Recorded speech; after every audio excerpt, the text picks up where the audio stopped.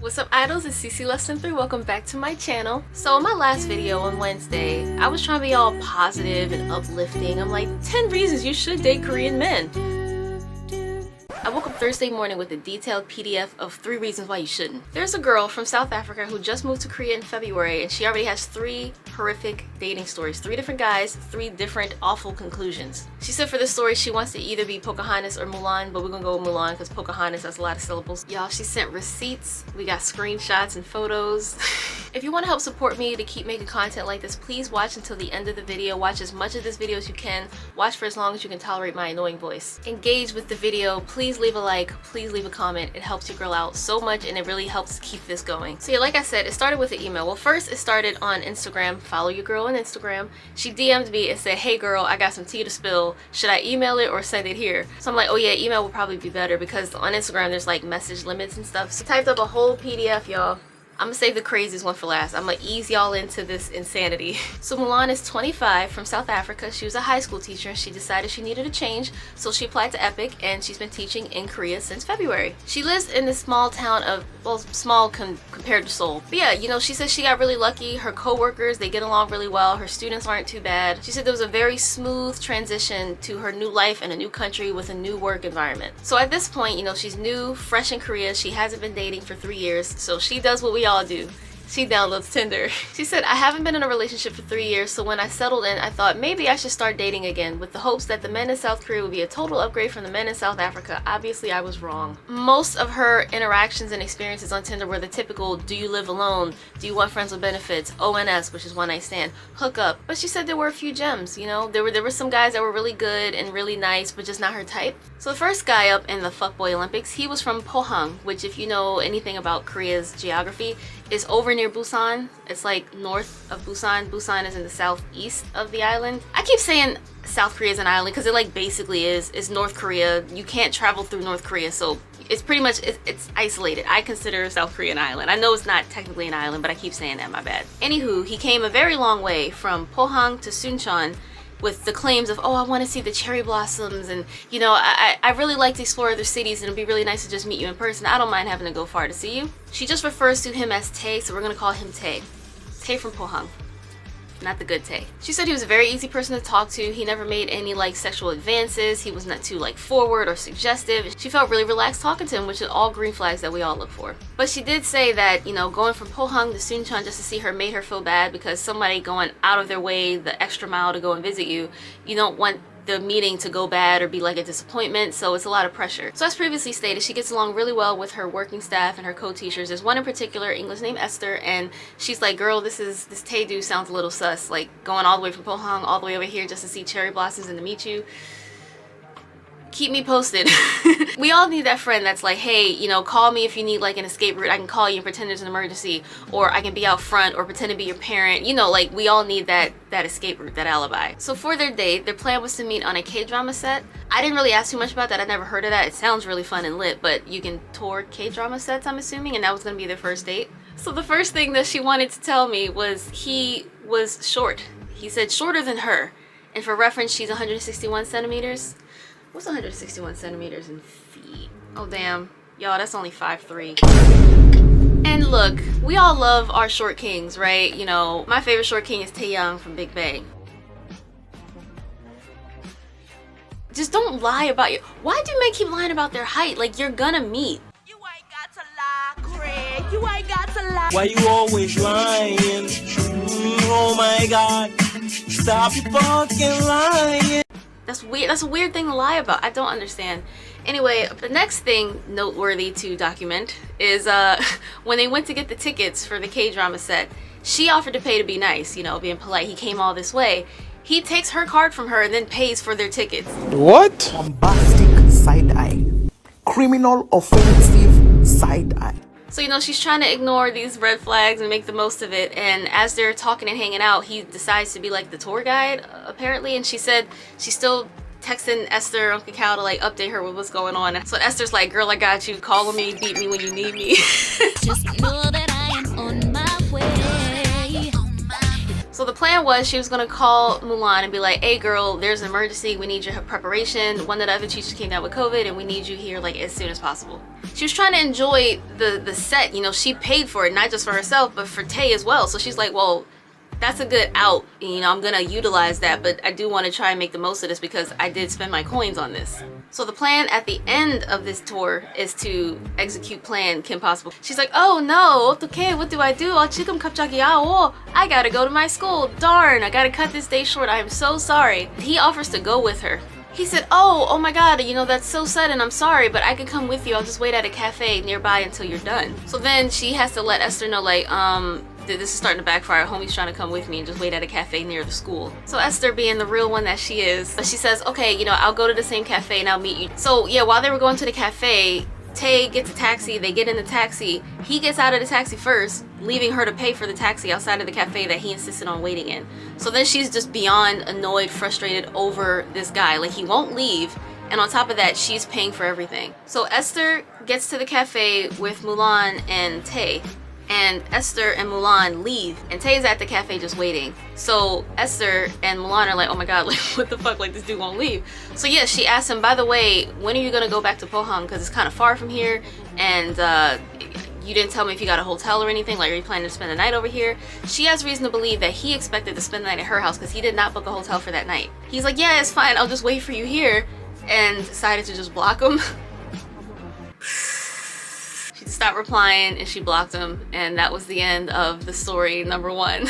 So the third story is gonna run a little bit longer, and it involves a 5-day relationship. I'm gonna skip to number 2. Even though this is chronologically the most recent one, it's a little bit shorter, so I can get through that one quicker and then get to the juicy one. So I made a video not that long ago about an email I got from a girl where she told me that this guy, and she was from Spain, and she told me about how this guy, I work for Mercedes and I make all this money, but then asking her for money. And then I got 2 more emails from 2 different people, and I was like, this is like a whole thing. Then that led me to the discovery of the Korean Oppa scam. I got another one not long after that video came out. This girl called it the West African Korean scammer. That's gonna be a whole new video. I'm thinking of doing that one next, but this involves like a bit of a scam thing, and that's what we're about to get into. This was after the Korean drama set dude, and the second dude, 5-day relationship, that's gonna come next. This is after both of those stories. So she was hesitant to get back on Tinder after those first 2 experiences, but she decided to, let's just see what happens again, you know, never give up.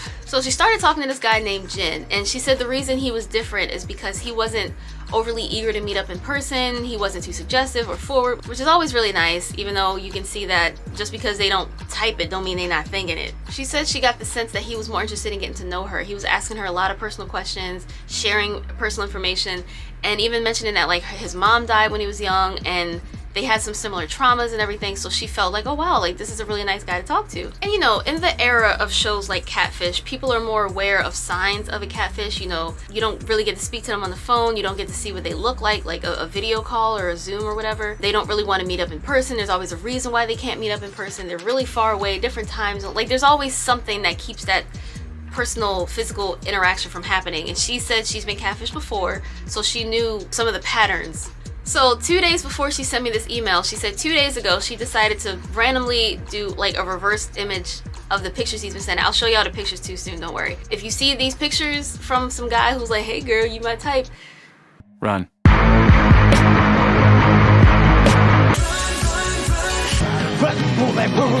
Okay, let's go. So yeah, while she's in her office, she decided to do a Google search for the images that he had been sending her, and it's definitely a catfish.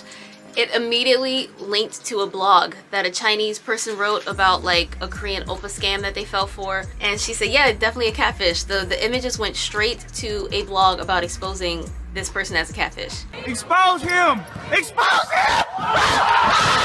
The entire story, everything was the same. Like she's reading everything that he told her, and then she's just sitting there like, motherfucker.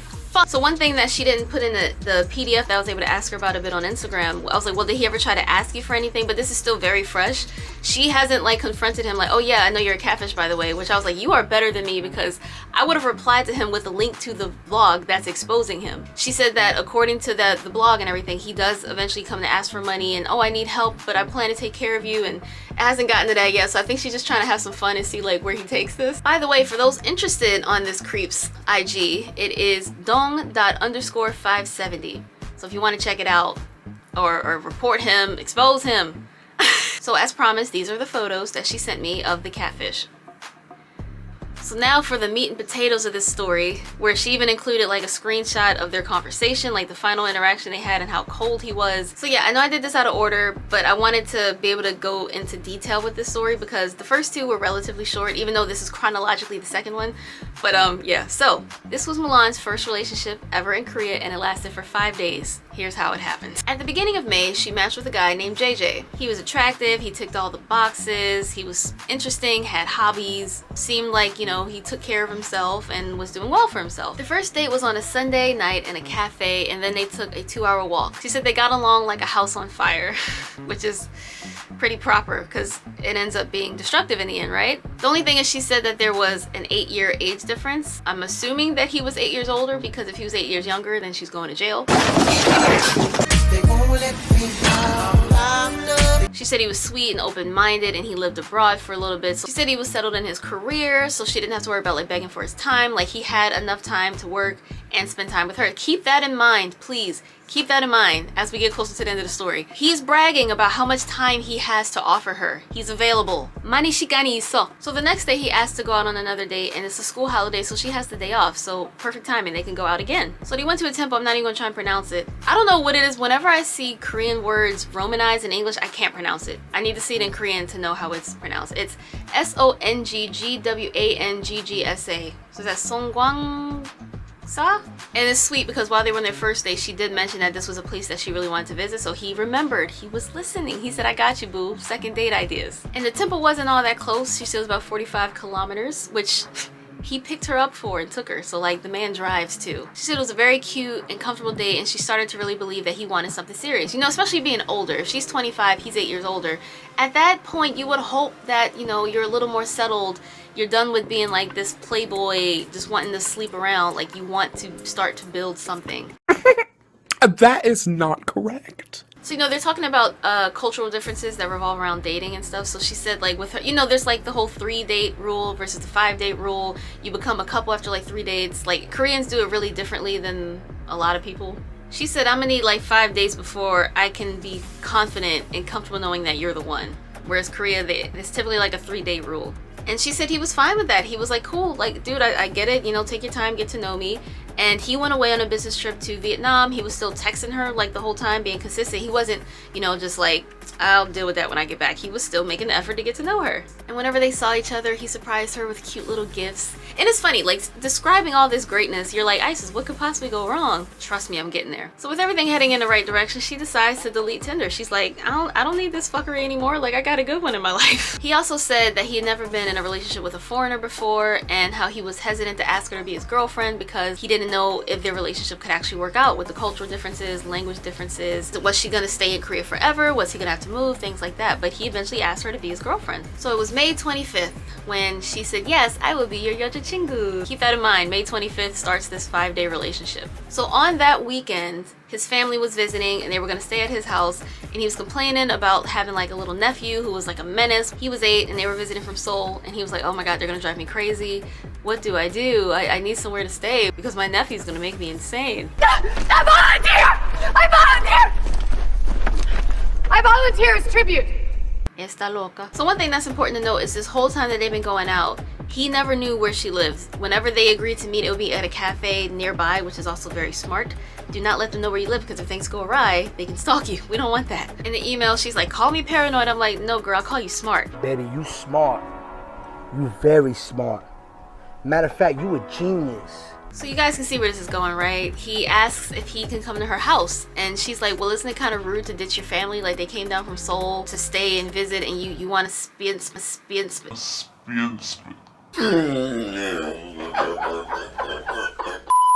Your family came down from Seoul and you want to sleep at my house, stay at my house? Like, that's weird. Show them what this is, Cammy. So yeah, at this point, May 25th was a weekday. This is the weekend. So this has only been 2 days since they started the date. And she's like, look, you know, we just started this relationship. I'm not trying to have you in my house yet. So then they got into like a little mini fight, disagreement, and he said to her that he thought she was too much. No mujer. He even said to her, you're not like usual Koreans. This girl is not Korean, so... Somebody! He needs some milk! Korean people tend to be more reserved and close-minded in that sort of thinking anyway. So like, how is this foreigner being not like the usual Korean a shock? So anyway, they disagreed on that. She did not let him come over, and he said like, okay, well, you know, I'll be in touch over the next few days when my family leaves or whatever. So fast forward to Tuesday, May 30th. Since she said you can't come to my house, they barely talked. Remember, he was away out of the country and still able to keep up communication with her. Now that she's not letting him stay at her house, he can't find his words or time or effort to communicate back with her. She said he took hours to reply, and then he finally sent this message. Dear sir, I hope this letter finds you in good health and in a prosperous enough position to put wealth. I'm sorry, I'm kidding. She said, okay, good. He says, school? She says, yes, and you? He said, me too. And then she said, what about the hospital? And then a few hours after he didn't respond, she said, hello? So then he goes, I feel like we don't get along well with each other, and I have too many things to worry about right now. I don't have time to care about you. I'm sorry, but I think you better stop contacting me. So then she goes, I don't understand because we were supposed to talk about it, but you didn't even care enough to do that. So after 5 days, he broke up with her. But wait, there is more. So she decided to go back on Tinder to see if he reactivated his account, and place your bets, ladies and gentlemen. Do you think this Tinder account is inactive or active? Yeah, of course he activated that shit again. So then she got her Sherlock moment going on, and she noticed like specific pictures that she had seen before. I'm gonna just read this out because her words do it better. It just does it justice. I noticed a specific photo that I recall seeing before. I am usually someone that is great with details, especially faces. So when I thought about it, I remembered that I matched with him before and he messaged me asking to be friends with benefits, and I refused. So he knew I wanted a serious relationship. This leads me to believe that he changed his profile and approached me knowing I wanted a serious relationship. He probably thought I would have sex with him if we were in a relationship, regardless of how long or how short it was. I should have actually suspected him on the first day when he mentioned he wanted something serious with me, even before asking what I was looking for. I was trying to be all positive. I'm like, yo, here's some reason you should be open-minded and give him a chance. Go date a Korean man. Snap back to reality. Oh, there goes gravity. So yeah, y'all, that is, you have it. Again, Mulan, thank you so much for the details, the receipts, and the evidence and everything that I needed to tell this story. I hope I did it properly. You know, like she put in so much detail. It's always a little bit of pressure to not mess up intentions or over insert myself into this, you know, like this is how she felt in her words. I don't want to assume how she felt and what she thought. So thank you for sending me all this information. Hope you guys enjoyed the stories. Thanks for watching. If you did, remember to like, comment, share, and subscribe, and I will see you guys next time. Annyeong.